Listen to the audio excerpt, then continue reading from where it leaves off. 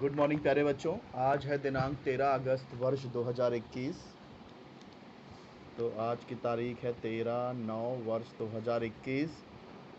10th H2 की class है ये। मैथ्स 1 कर रहे हैं। मैथ्स 1 में सेकेंड चैप्टर वर्ग समीकरण चल रहा है वर्ग, और इस चैप्टर में हम लोग कर रहे हैं प्रश्न संग्रह 2.6। और इस 2.6 में हम लोग 9 सवाल कर चुके हैं। 10वां सवाल मैं आपको बताऊंगा। यहाँ पर देखो क्या है, समलंब चतुर्भुज ए बी सी डी यहाँ पर बना हुआ है, जहाँ ए बी और ये सी डी ये समांतर है। ए बी और सी डी समांतर हैं और इसका क्षेत्रफल 33 वर्ग सेमी दिया गया है। तो आकृति में दी गई जानकारी के आधार पर दी गई कृति पूर्ण करो तथा चतुर्भुज के चारों भुजाओं की लंबाई ज्ञात करो। ये सवाल कृति है, तो कृति है तो हम इसमें ही कर सकते हैं। कैसे दिया है देखो, चतुर्भुज ए बी सी डी समलंब चतुर्भुज है और ए बी समांतर सी डी दिया गया है। अब एरिया ऑफ चतुर्भुज ए बी सी डी क्या होगा, तो इसका देखो सूत्र है 1/2 समांतर भुजाओं का योगफल गुणे ऊंचाई। तो ए बी और सी डी समांतर भुजाएं हैं, इसलिए उनका योगफल हो गया प्लस इंटू ऊंचाई। ऊंचाई देख लेते हैं क्या है। यहाँ ऊंचाई देखो, ये ए बी ऊंचाई, ए एम ऊंचाई है ना। समांतर रेखाओं के बीच में जो ये लंब रेखा होती है वही ऊंचाई होती है। ए एम देखो लंब है, इसलिए ये ऊंचाई हो गई। इसलिए यहाँ पर क्या आ जाएगा, इस बॉक्स में क्या आ जाएगा, इस बॉक्स में आ जाएगा ए एम। ए एम देखता हूँ, पेंसिल अगर होगी तो पेंसिल से भर ही देता हूँ मैं इसको। तो इस बॉक्स में आ जाएगा ए एम। ये आपको दिख रहा है मैंने जो लिखा है।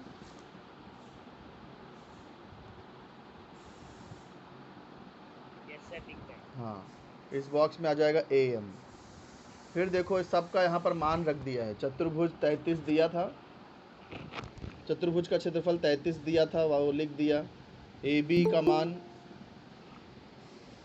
मान कितना दिया था, ए बी का मान x था तो ए बी की जगह पे x आ गया। सी डी का मान 2x+1 था तो सी डी की जगह पे 2x+1 आ गया। ए एम का मान आकृति में देखो अपनी अपनी किताब में, ए एम का मान x-4 दिया है, तो इस बॉक्स में x-4 आ जाएगा। x-4 आ जाएगा यहाँ पे। आगे अब देखो यहाँ पर x + 2x मिल के 3x हो गया, +1 इंटू ये इधर x-4 ही रहने वाला है। जो ऊपर जो लिखा है वही नीचे वापस वही लिखना है। अब देखो यहाँ पर 1/2 हट गया है। क्यों हट गया है, क्योंकि ये 2 को यहाँ से हटा दिया गया है। तो 33 जो है, 2 यहाँ से अगर हटा देंगे तो उधर गुणा हो जाएगा, तो 33 इधर क्या बन जाएगा, 66 बन जाएगा। 2×3 = 6, 2×3 = 6। समझे कि नहीं? अब इसको गुणा करेंगे तो क्या आ जाएगा, इसको यहाँ पर नोटबुक में करके देख लेते हैं। ये 3x+1 इंटू x-4, इसको ये पूरा सा आगे सॉल्व करते हैं। चलो 66, हम लोग जहाँ तक पहुँचे थे लास्ट स्टेप यहाँ लिख देता हूँ, सॉरी। 66 = 3x+1 इंटू x-4 है। तो इसको आप पहले नोटबुक में हल कर लेते हैं, फिर बॉक्स में भरेंगे इसको। 66 = 2 ब्रैकेट का गुणा कैसे करते हैं, पहले ब्रैकेट का पहला पद लेंगे, फिर दूसरा ब्रैकेट एज इट इज़ लिखना है, फिर दूसरा पद +1 है वो लिख देंगे, फिर वापस दूसरा ब्रैकेट एज इट इज़ लिख देंगे। क्या आ जाएगा, 66 = 3x इंटू एक्स करेंगे तो 3x² -3 चौक 12x +1 into x x plus into minus minus 1 चौक 4। तो 66 = 3x² -12x प्लस x करेंगे तो -11x आएगा, -4। 66 यहाँ से हटा देंगे तो इधर 0 हो जाएगा। 3x² -11x -4, ये 66 वहाँ जाके -66 हो जाएगा। तो ये क्या हो जाएगा, 0 = 3x² -11x। ये देखो ये -4 -66 कितने माइनस हो गए टोटल, -4 -70। यस, तो समीकरण देखो क्या बन गया, 3x² -11x -70 बराबर 0। तो वही आपको यहाँ पर लिखना है, ये बॉक्स में वही समीकरण लिखना है, 3x² इधर -11x और फिर -70 माइनस तो यहाँ दिया ही है तो सिर्फ 70 लिखेंगे। ये समझे कि नहीं, ये हल करके समीकरण बना और वो यहाँ लिख दिया। अब उसके बाद में इसको सॉल्व करके आप वापस सॉल्व करेंगे और ये स्टेप यहाँ पे जो खाली जगह है वो भर देंगे। तो नोटबुक में सॉल्व करके बताता हूँ, फिर उसको नोटबुक में हम लोग भर देंगे। तो ये कैसे करेंगे, देखो 3 और 70 का गुणा हो जाएगा, कितना हो जाएगा ये, 3 और 70 का गुणा 210 हो जाएगा। 3 0 जा 0 और 3 7 21। 210 का गुणनखंड करना है, माइनस करने पे 11 आना चाहिए। तो 21 दहम में 210, 21 और 10 को माइनस करेंगे 11 आएगा, गुणा करेंगे 210 आएगा। तो कैसे हो जाएगा, देखो 3x² as it is minus as it is, और 11x की जगह पे क्या आ जाएगा, इधर 21x आ जाएगा, 21x minus into minus plus, फिर यहाँ पे 10 है तो ये हो जाएगा 10x -70 = 0, ये साइड में लिख देंगे। 3 और 3 7 21, 3 कॉमन है देखो, फिर यहाँ x² और x, तो x भी कॉमन है, क्या बचा x -7, फिर यहाँ पर क्या कॉमन आएगा, 10 कॉमन प्लस 10 कॉमन, तो क्या बच गया, देखो 10 कॉमन हुआ तो x हो गया -10 7 70। अब x -7 कॉमन, क्या बच गया, 3x + 10 = 0। अब x -7 0 हो जाएगा या 3x + 10 बराबर 0 हो जाएगा। 7 उधर जाके +7 हो जाएगा, तो x बराबर +7 या 3x बराबर -10। 10 को वो साइड में लिया तो -10 हो गया, तो अभी 3 यहाँ से हट जाएगा तो वहाँ जाके डिवाइड हो जाएगा। तो चलो अब इसको रिक्त स्थान हम लोग भर देते हैं यहाँ पे। ये 3x कॉमन लिया था, क्लियर नहीं दिख रहा। एक सेकेंड कैमरा हिल गया है थोड़ा सा, अब क्लियर हुआ है।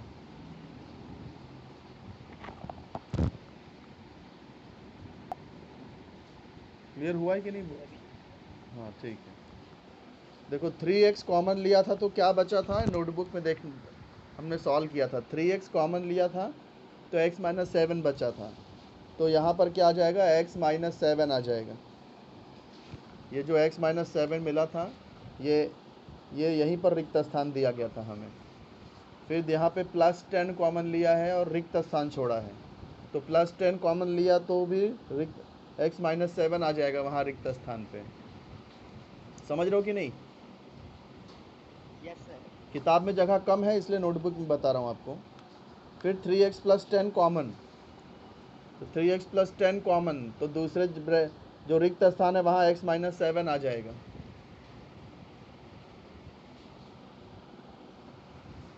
तो यहाँ पर x -7 आ जाएगा, सॉरी ये ब्रैकेट में x -7, इधर भी x -7, इधर भी x -7। फिर 3x + 10 बराबर 0 या x -7 बराबर 0। तो यहाँ पर भी x जो रिक्त स्थान दिया है x-7 आ जाएगा। किताब में x-7 ये साइड में दिया है, मैंने इधर लिख दिया है। तो ये जो अगला जो रिक्त स्थान है ये वाला, यहाँ भी x-7 हो जाएगा। तो इधर तो ये -10/3 आ गया, यहाँ x-7 था तो x बराबर 7 आ जाएगा। यानी ये जो 7 है, ये 7 भी रिक्त स्थान में है, तो इस ये वाले रिक्त स्थान में 7 आ जाएगा, 7। किंतु लंबाई ऋणात्मक नहीं हो सकती, इसलिए x -10/3 के इक्वल नहीं हो सकता है। तो x बराबर क्या हो जाएगा, 7। यहाँ जो 7 लिखा था वही 7 यहाँ आ जाएगा। तो x 7 हो गया। अब हम लोग सारी भुजा की लंबाई लिख सकते हैं। जैसे AB, तो AB डायग्राम में देखो तो कितना है, डायग्राम में देखो, अपने अपने किताब में देखो AB का मान कितना था।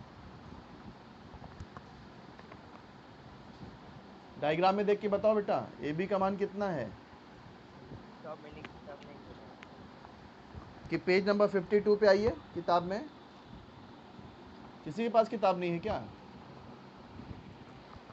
सर है पर उसने ही निकाला है। तो अच्छा, तो मैं दिखा दूं आपको। ये देखो AB का मान कितना है, x, और x हमें कितना मिला, 7 मिला। तो AB का मान x है और x 7 है, इसका मतलब AB 7 हो गया ना। फिर डायग्राम में CD का मान कितना दिया है, CD 2x+1 है। तो CD देखो कि हम लोग निकाल सकते हैं, CD 2x+1 है, और लेकिन x कितना है, 7। तो x के जगह पे 7 आ जाएगा, +1। तो 2 सते 14 +1, ये आ गया 15। CD आ जाएगा 15। तो इसलिए यहाँ CD बराबर यहाँ पर आपको लिखना पड़ेगा 15। फिर AD और BC किसके बराबर दिया है, AD और BC ये दोनों का मान है x-2। हाँ, और x कितना, 7 है, तो 7 - 2 हो गया, ये हो जाएगा 5। तो इसका सर AD का मान 5 हो जाएगा। AD भी 5 होगा, BC भी 5 होगा, क्योंकि दोनों बराबर हैं। Yes sir. तो ये वाले रिक्त स्थान में आ जाएगा 5। ठीक है। ठीक है सर। तो यहाँ पर अपना 2.6 भी समाप्त होता है। प्रकृति पर संग्रह 2 जितना समय मैं बता दे रहा हूँ अभी। हाँ, अभी तो समय है। फिर अगले लेक्चर में से हम लोग ना ये शुरू करेंगे, प्रकृति पर संग्रह, सॉरी मैथ्स 2 चालू करेंगे। Okay sir. हाँ, तो मैथ्स 2 लेके बैठना अगली बार। और प्रकृति संग्रह ये करा दे रहा हूँ, जितना हो जाएगा मैं करा दूंगा, जो नहीं करा पाऊंगा वो आप लोग खुद से प्रयास करिएगा। Okay sir. फिर भी नहीं आएगा तो बाद में हम लोग कर लेंगे उसको। ठीक है। Okay sir. तब तक प्रश्न संग्रह और उदाहरण तब तक अच्छे से करते रहिए।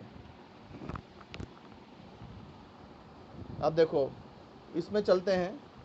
ये MCQ तो जितने भी प्रकृति पर संग्रह है सब के MCQ अच्छे से कर लो बेटा। MCQ अच्छे से कर लिया तो समझो 4 मार्क्स तो आपका MCQ ही आता है 40 में से,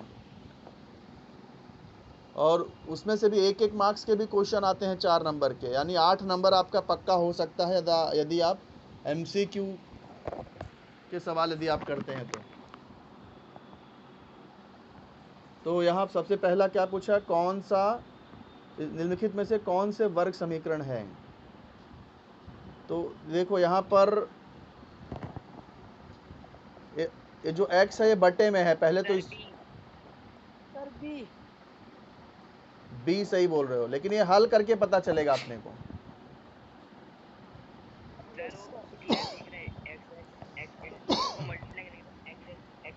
हाँ, x यस 2 को ये बाजू लेंगे तो -2 बराबर। और b = 0। यहाँ पर x का सबसे बड़ा घात 2 मिलेगा, लेकिन यहाँ पर देखो x, यहाँ x से सब में गुणा कर देंगे तो x घाते 3 हो जाएगा ये। तो तो इसलिए वर्ग समीकरण नहीं है। वर्ग समीकरण उसी को बोलते हैं जिसमें x का सबसे बड़ा घात 2 हो। यहाँ पर भी देखो n का घात 2 नहीं है, यहाँ भी n का घात 1 है, यहाँ भी n का घात 1 ही है, तो n का घात 2 यहाँ नहीं है, इसलिए ये भी वर्ग समीकरण नहीं होगा।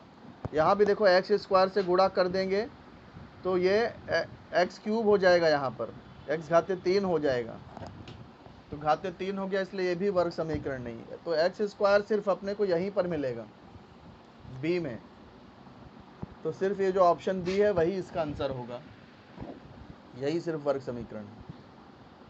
फिर यहाँ से निम्नलिखित में से कौन से वर्ग समीकरण नहीं है ये बताना है। तो यहाँ पर देखो ये एक्स स्क्वायर और ये यहाँ पर एक्स स्क्वायर कट जाएगा, देख रहे हो। Yes sir. तो यहाँ पर एक भी एक्स स्क्वायर बचा ही नहीं, तो ये वर्ग समीकरण नहीं हुआ। फिर यहाँ और बी वाला अगर ऑप्शन देखें तो यहाँ पर तो ये वर्ग समीकरण है, यहाँ भी एक्स स्क्वायर है तो ये भी वर्ग समीकरण है, यहाँ माइनस एक्स स्क्वायर है प्लस एक्स स्क्वायर है, दोनों एक्स स्क्वायर एक साथ लेंगे तो ये 2x स्क्वायर हो जाएगा, एक्स स्क्वायर कैंसिल नहीं होगा यहाँ। तो यहाँ भी एक्स स्क्वायर है, इसलिए ये भी वर्ग समीकरण है। सिर्फ ये जो ऑप्शन ए है यहाँ एक्स स्क्वायर कैंसिल हो रहा है, इसलिए इसमें एक्स स्क्वायर नहीं बचेगा, इसलिए ये वर्ग समीकरण नहीं है। तो सेकंड का आंसर ए आ जाएगा। समझ रहे हो ना। Yes sir. किसी को ना समझता हो तो बोलो बेटा, तो मैं नोटबुक में हल करके समझाऊं। फिर कोई ऐसा है जिसे नहीं समझ में आ रहा हो तो बेझिझक बोलना, कोई शर्माने या डरने की बात नहीं है, मैं उसको फिर नोटबुक में और अच्छे से समझाऊंगा यदि ऐसे नहीं समझ में आ रहा हो तो, ठीक है।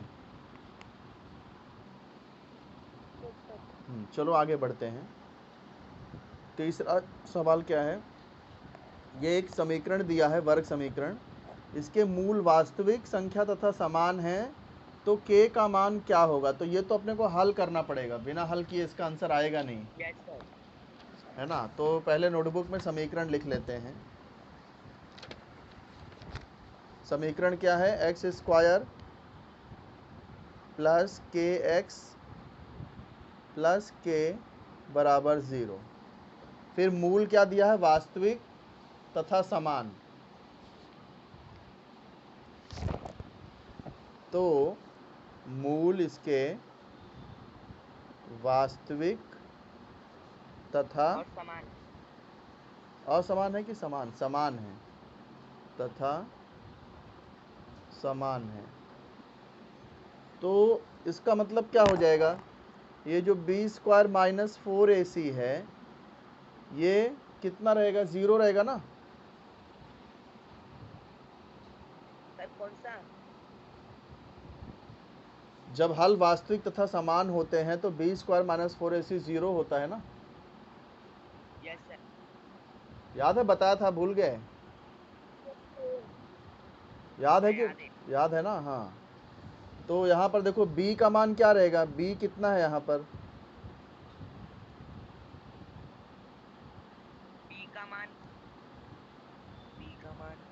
सर बी का मान 1 रहेगा नहीं ये तो a का मान 1 रहेगा।